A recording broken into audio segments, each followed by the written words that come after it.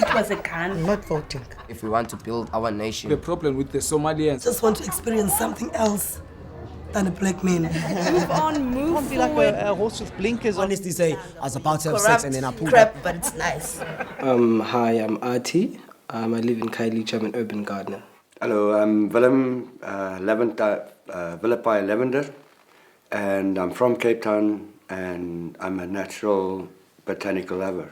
Hey, my name is Temba, and I'm just a drummer, crazy, but I'm supporting the gardeners. Molweni, igama lam ndinxolisa, and I'm from the United Kingdom of Khayelitsha. Hi, my name is Sonia. I've been vegan for maybe 6 years. Well, if we speak about food, then it could be taste buds, it could be seeds, vegetables. What do you feed your body? What do you feed your mind? What do you feed your environment with? So food is quite important for me. What we take in is what we accept. That what we reject is what we don't want in our lives. And that's basically food and knowledge.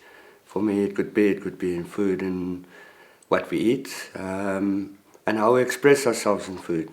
It's a beautiful expression. It brings people together, conversations. So what do you want to grow out of conversations? Obviously beautiful flowers, conversations and fruit to feed the body, mind and soul, spirit, unconditionally. That is basically sending it out as far as wide into the universe to feed life. I feel privileged to be here listening to him speaking about food in such a way. I feel like food is supposed to be a conversation sometimes, saying what we're doing here. And I feel like most people are missing those conversations, are missing those informations when it comes to food. Food has been such a huge way of exploiting others to stop them from being able to grow food for their own selves.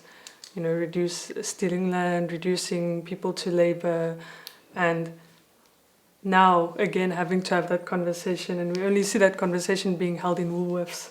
For me to buy vegetables, I like to take a taxi and go to the train station.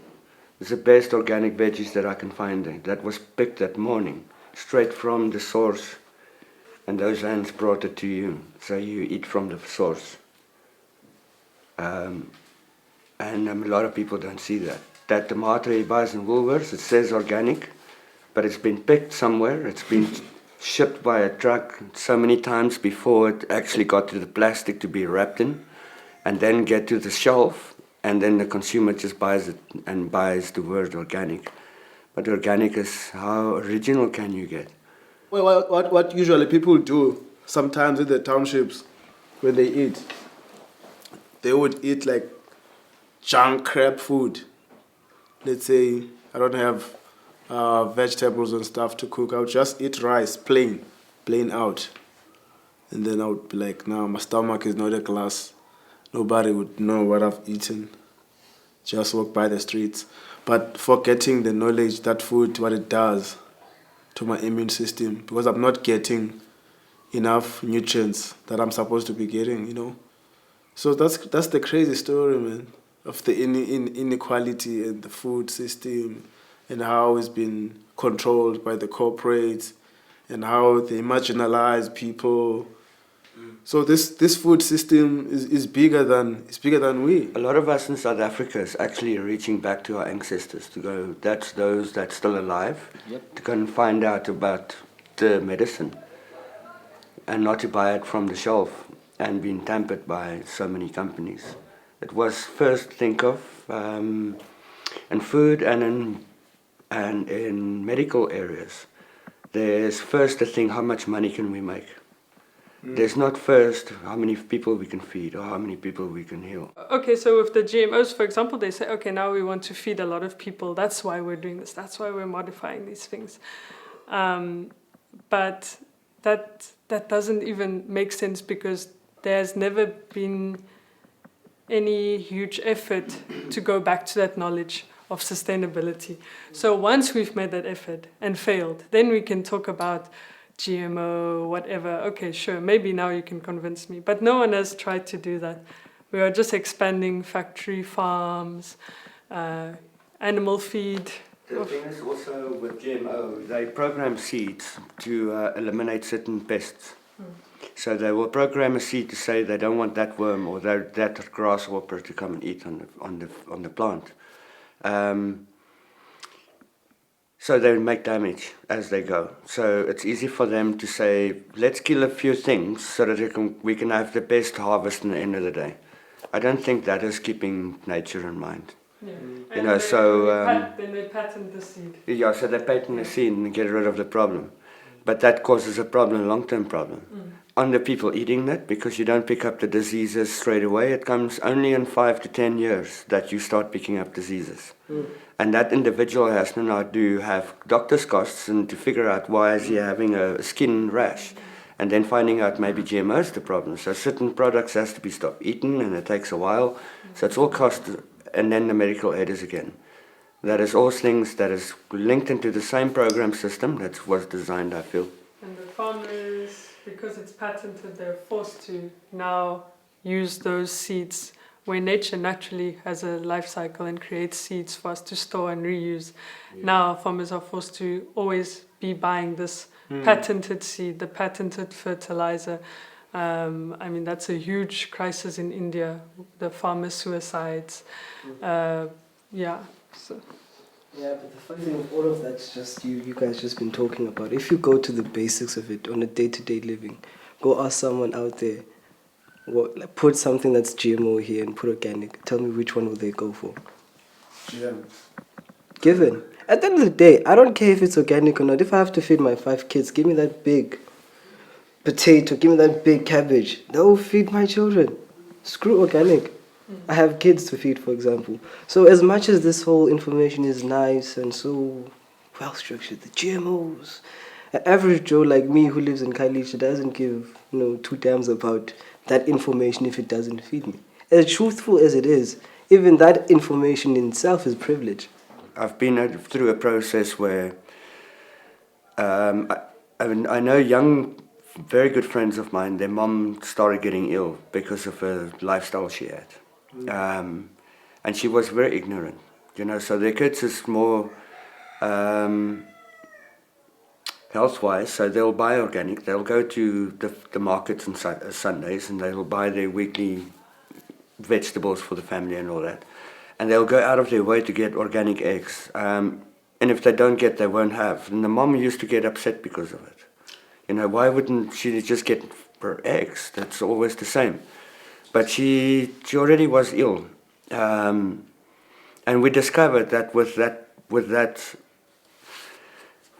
I could almost say that generation, almost things has to get to a very bad state before they say opening up for something new. The term organic, that term doesn't belong in the township.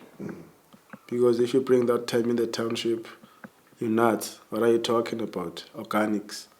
It belongs somewhere in the suburbs. Vegetarian, vegan. Yeah. Most people that belong in those groups are people who afford to consume food that is sold at high prices. To be a vegetarian in Khayelitsha is like swimming off the mainstream because everybody eats, consume meat like for 7 days a week. And here you are, a vegetarian, vegan. It goes to how you want this thing to be seen. For example, if we were able to make alcohol so amusing and easy to access that kids are drinking crazy, well, how couldn't we do the same thing with spinach? For example, most of us, before we were so food conscious, we grew up with spinach seeing it as spinach or broccoli. And everything around us, every meat, even the way it was being cooked, said bleh. So we grew up in that same exposure. And the only thing that was romanticized and put beautifully, your meat, your steaks. Even in ads, you see that cut that falls in slow motion with that gravy just dribbling down. So it's how you just show the thing. So it goes with vegetables. If you can put this nice chopped carrot, you see, it's not like the whole carrot. like that. It's nice and chopped. It's like, it's like fish fingers in a way. It's just nice done. And then it's how you present things. And for me, I don't think now it's about telling people what's organic or not mainly, because a lot of people don't have time to listen to that. It's first getting them to actually like the vegetables for them to actually even care about if it's organic or not. Because if you're not getting them eating healthy, why would they even care if it's organic or not? Because they don't even care it's healthy in the first place. Parents think that kids don't like vegetables. If you look at all these ads, they try and put vegetables into this picture where you have to force your kid to eat it. You have to force your kid to eat it. And then in the end, people don't even know how to make vegetables tasty. You buy it in a can. And then, of course, that we're not going to have an appetite for that. It doesn't taste like anything. And so we have this image with advertising that kids hate vegetables and you need to force them to eat vegetables. But why? I'm sure if your kid just grows up with vegetables around them, you feed them fruit instead of sweets. If you can do that, they're gonna go out. They're gonna go to school and find sweets. Off that TV. No, of course, that's an issue. We turn off the TV, but still we get to get the peer pressure. With the issue of drinks. Drinking in Khayelitsha is crazy, me bro. Tell you, like, straight up.